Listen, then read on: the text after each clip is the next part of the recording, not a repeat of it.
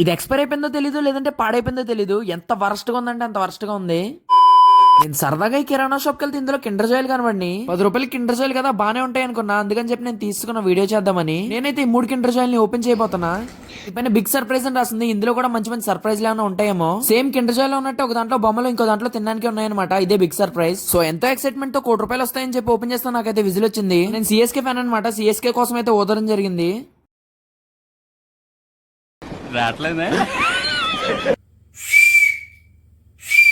ఈ సీజన్ కాకపోతే next season ఖచ్చితంగా వస్తుంది. నేనైతే 2 ఓపెన్ చేసా. ఇందులో ₹1,00,000 వస్తాయి అనుకున్నా. ఇందులో కూడా విజిల్ వచ్చింది. చాలా అవమానంగా ఉంది. సిఎస్కే రోస్ట్ చేస్తున్నట్టు ఉంది. 3 దాంట్లో కూడా విజిల్ వస్తాయి. సార్ ఆర్సీబీ ఖచ్చితంగా కప్పు కొడుతుంది. సో నాకైతే 3 దాంట్లో రోబోట్ వచ్చిందనమాట. విజిల్ రానందుకు చాలా బాధగా ఉంది నాకైతే.